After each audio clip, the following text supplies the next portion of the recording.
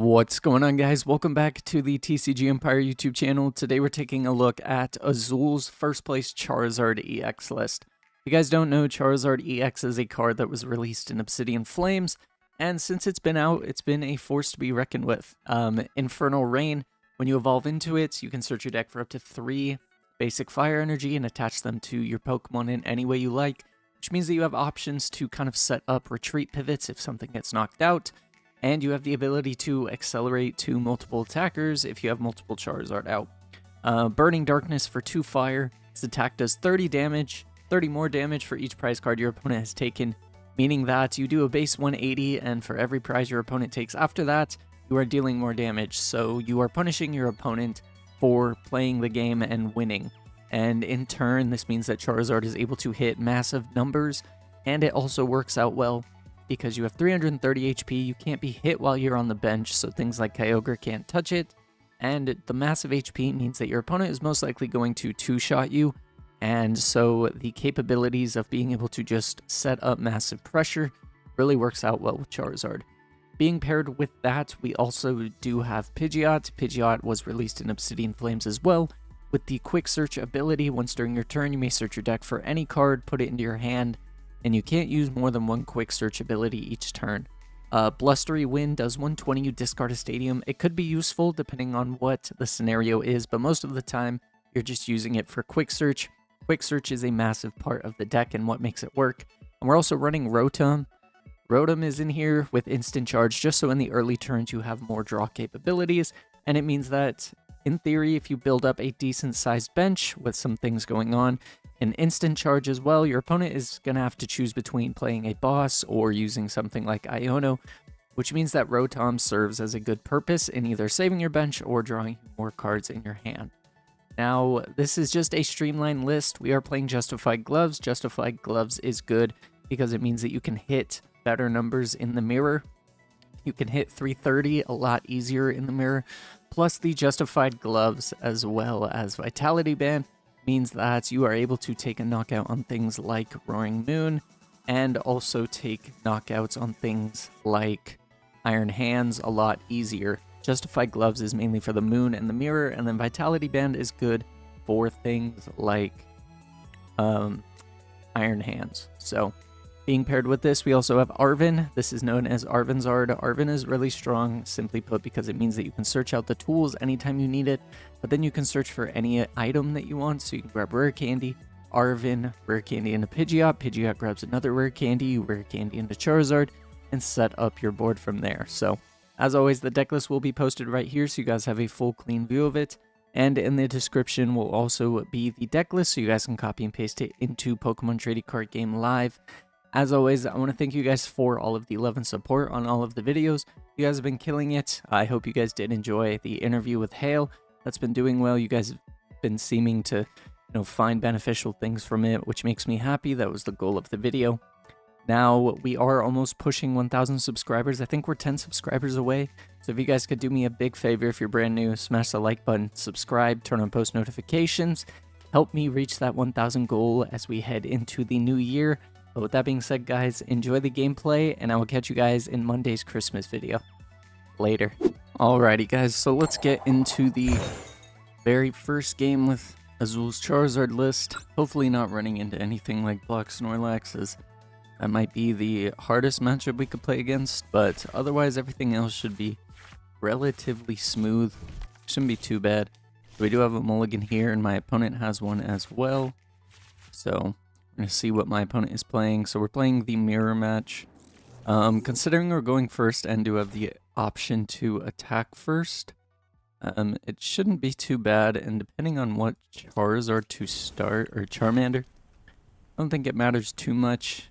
We do have the turn 2 ability to get things rolling with the Arven, so shouldn't be too bad. And we have double Arven, which could be good. We can grab the Rare Candy, and honestly, not too much that we're really going to have going on this turn, so we do have Collapse Stadium if we need it. Next turn, we're probably just going to Arven for Rare Candy and perhaps a tool, just so that way we can start doing some more damage. but it's something that we will figure out in the long run. We do have the ability to take at least one knockout here, take one prize, then go from there.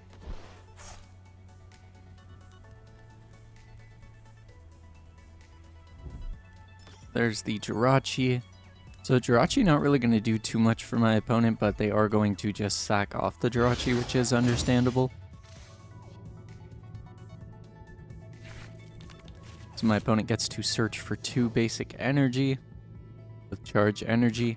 We get a super rod, so again, it's not going to be too much. It does give us the ability to grab rare candy, and then we can grab a tool just to thin out the deck potentially. So we'll grab the forest seal stone.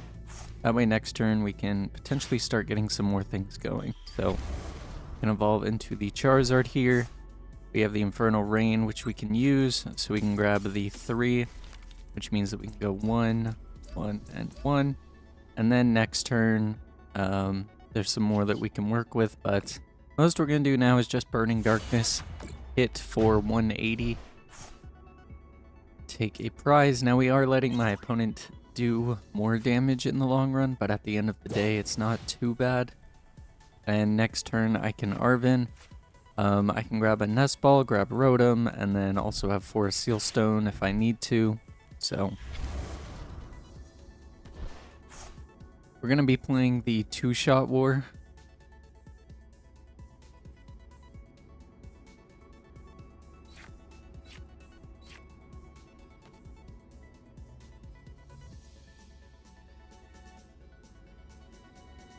We do have to try and get a better board established, but it's really just going to come down to, you know, what we have the ability to do. So our top deck is a Pidgey, which is good. It means that next turn we do have the ability to kind of set up some more. So honestly, what I'm thinking we were going to do here, we could hold the Arven right now. We could get the Justified Gloves as well, just to put some more damage on the Zard, but I don't think it's going to be super necessary. So honestly, holding this Arven means that next turn I can grab, let's see, we'll play the Arven now. It's not really going to be too terrible for us to do, and then we can just grab the Justified Gloves now, just so that way we can hit some more damage on this Charizard. We could even come in and hit 70 with Charmander, but it's not gonna be too aggressive. We'll go Ultra Ball, get rid of the Battle VIP Pass, and honestly we'll get rid of the Fire since we can Super Rod it back in. We have access to Lumineon for next turn as well. So we could just grab the Lumineon, hold that in our hand, which means that we have some more cards to work with next turn, which actually isn't terrible. We'll hold the Collapse Stadium. So Burning Darkness 180. And the next turn we can hit even more with the Charizard that we get out. We have Lumineon, which can grab us Arven, and then we also have Forest Seal Stone, which can grab us some other cards, so we can get a Rare Candy Pidgeot going into potentially a Rare Candy Charizard. So definitely not terrible. My opponent not really seeming like they're going to be able to do too much, so there's just a Burning Darkness for 2 prizes. So what we'll do here, I know I'm going to get the Pidgeot out, so we can promote the Pidgey just so we have a way to retreat. We'll attach the Justified Gloves, we'll go Lumineon.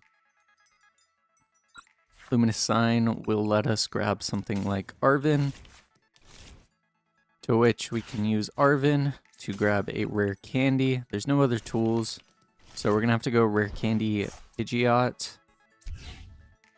And let's see. I could grab the Charizard to actually take a knockout, which wouldn't be bad. It just is unfortunate that I didn't promote correctly, but all is well. So we can go Pidgeot here. We can go Rare Candy to the Pidgeot. And then use the Quick Search. Quick Search will allow us to grab there really anything else that we need to bring up? I could bring up the Arceus, which in turn would force my opponent to have to find a way to retreat, which isn't terrible. I could grab... Let's see. I think, honestly, what I'm going to do... Artisan will let us search out more. But I think what I'll do now is just use the counter catcher. And my opponent isn't going to be able to take a knockout on this Pidgeot right now, so I'm okay with leaving it in the active, and then next turn we can get some things rolling.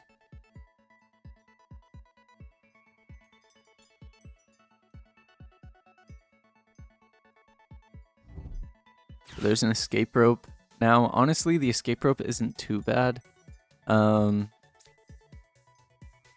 I'll just sack off the Lumineon. It does give my opponent 2 prizes, but we do have the ability to kind of set up for game in the end. So they fire energy, so my opponent retreats, goes back into the Zard.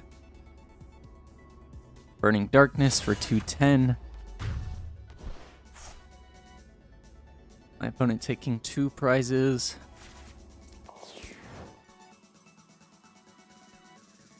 So we get a boss's orders. Boss really isn't going to do too much for us. I think honestly a quick search into something like Iono is probably the most ideal. I just need to find a way to get a rare candy Charizard. Then go Collapse Stadium. That way we limit my opponent's bench. And we'll just go Iono.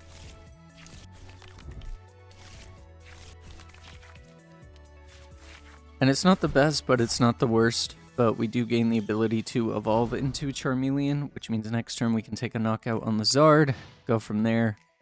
It is going to be risky in the sense that my opponent finds a boss or anything like that, then there's less that they have to work with, but we do have the Charizard to attack with next turn, and providing that, you know, we can figure some things out, we should be a-okay.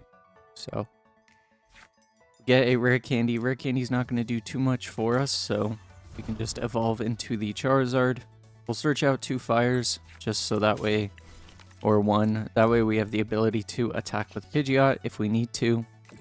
And we do have access to Quick Search, which means that Quick Search can allow us to get some of the ball rolling. So we'll probably grab Lost City, so that way we can counter my opponent's Lost City.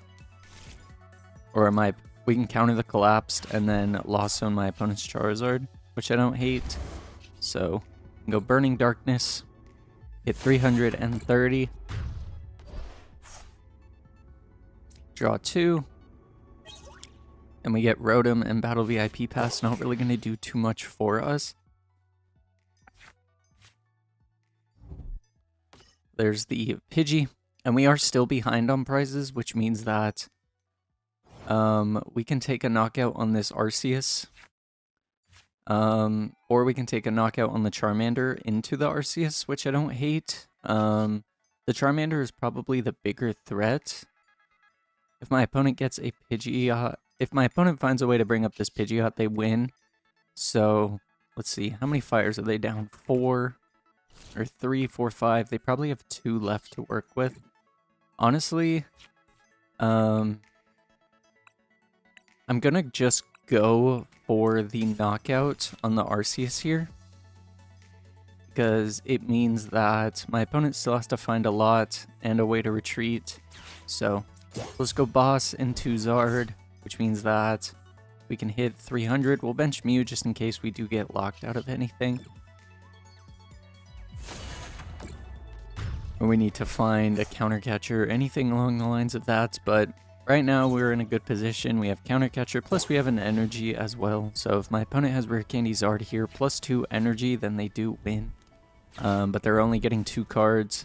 So it's really going to come down to exactly what we can do, but we get the boss's orders anyways. So my opponent concedes. So that was a relatively smooth game 1. Kind of showcased the power of the mirror match in being able to get the first knockout and going into things like that. I mean, we didn't even have the most optimal board setup.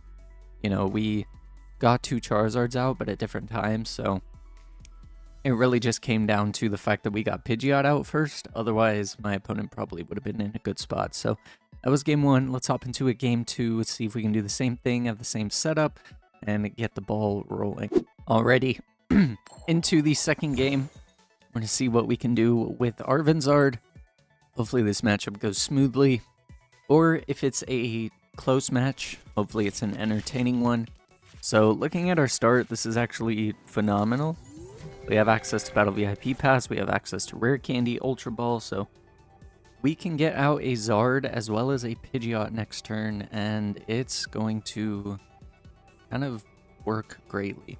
The first thing we'll do, though, for sure, is Battle VIP Pass to get some Pokemon out, and then go from there. So we draw Lumineon, which isn't the best. We don't really need it right now, so the first thing we'll do is grab a Charmander. So we have the setup potential, and then we have Pidgey as well. Looking at what's prized, nothing too crazy is prized. We have the rare candies, counter catchers are in the deck. And we have a boss in hand, I'm pretty sure, so... we have 2 Arvins prized, which could be a little bit awkward, but considering how our hand is, it's not too bad. We'll grab those 2.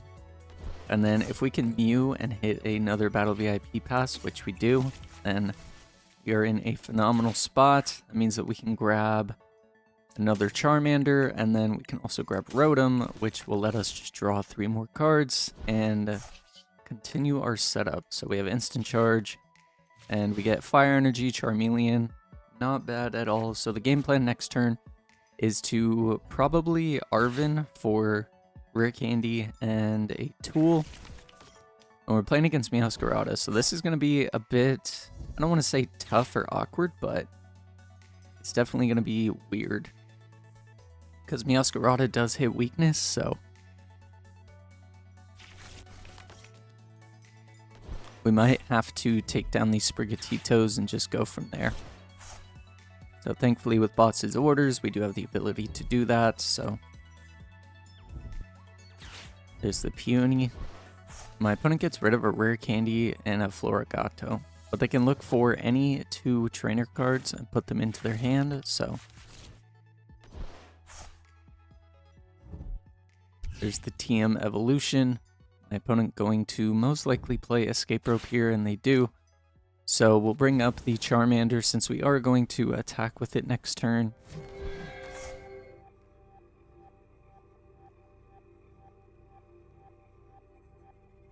My opponent's in a weird spot now. They're gonna evolve into a Bibarel guaranteed, and then a Florigato. So we're definitely gonna take that Pokemon and make sure that it gets KO'd. So there's the evolution. Let's see what my opponent goes for here.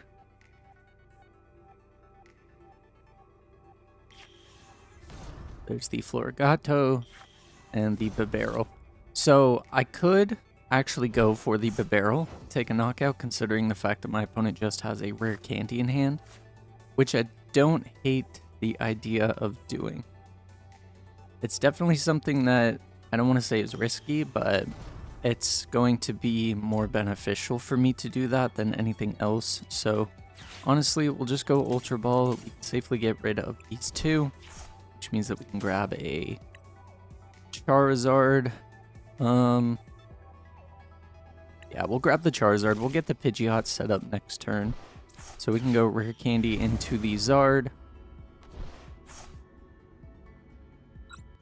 And we can search for the 3 energy, which means that we can go 1 and the rest here on the Charmeleon. We have the ability to use Boss, bring up the Bibarel, and now we're taking away my opponent's draw potential, which is huge. They have to find something off the top deck or off the Mew, but unless they find an Ultra Ball, I don't think that there's going to be too much that they can do. And next turn, we have the ability to kind of set up more with Arven, or we can Lumineon for a boss and take on the Florigato, get rid of that. So there's the double turbo, and as we know, my opponent has the rare candy in hand. So there's the retreat into the Sprigatito. So now my opponent doesn't have a pivot either, which is huge. So this means that we can just honestly go Lumineon. Lumineon will allow us to search and grab the boss's orders. Boss is just such a strong card. So we can go into the Florigato. Can evolve into the Charizard here. Grab the 2 energy, and we can give ourselves some pivot options. So we can just put 1 on Mew, and then we can put 1 onto Rotom. And then here we have the access to use the Burning Darkness. And if I can top deck something or find something like a rare candy, I'll be in a super good spot, because then I can just rare candy into the Pidgeot and then bring up this Sprigatito. But considering my opponent's board state, there's not too much that they have going on. We aren't in a winning spot.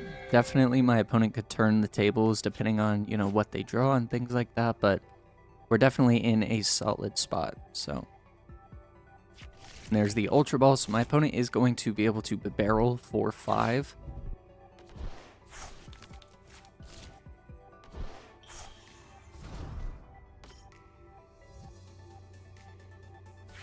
There's the Industrious Incisors.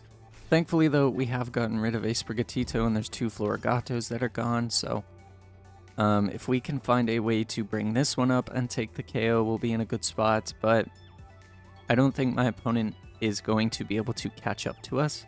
If we take 3 prizes, and then they are able to take 2, we're still going to be too far ahead, so it definitely won't be the worst thing in the world. And my opponent plays Iono. Iono, honestly, there doesn't bother me. And it gives us the actual rare candy into Pidgeot that we need. So we have the Forest Seal Stone into rare candy for the Pidgeot, which means that we can grab Boss, bring up the Sprigatito, take a knockout on there. So my opponent just uses Evolution, so we can make my opponent not really have a good board set up for dealing with all of these Charizards, and we do have access to Collapse Stadium as well. So we can go Forest Seal Stone. We can use Star Alchemy, which will let us grab the Pidgeot, and we should have a boss left, and we do. Playing 3 boss is insanely strong. And then we can go a Pidgeot with Quick Search. We can go Quick Search into the boss, play down Collapse so my opponent can't get any extra prizes. Get rid of the Lumineon, play boss, Sprigatito. And then we have the ability to use Burning Darkness. Take a knockout here. And we get Ultra Ball. Ultra Ball not really going to find us too much. Our board is pretty set up with how we need it. We don't play Palpad or anything, so the fact that we've used 3 boss, we can't boss around too much anymore, but the second my opponent comes up with Sprigatito to attack, they don't knock us out, or if they do knock us out, we'll be able to kind of set up the rest there.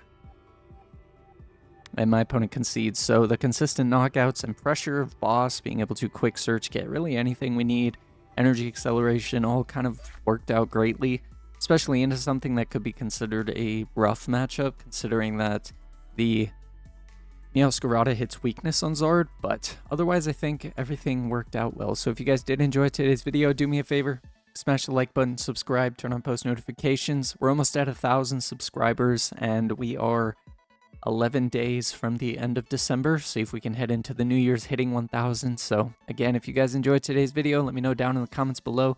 Thank you for all of the love and support over the past couple of weeks. I appreciate you, and I will catch you guys in Monday's video. Later.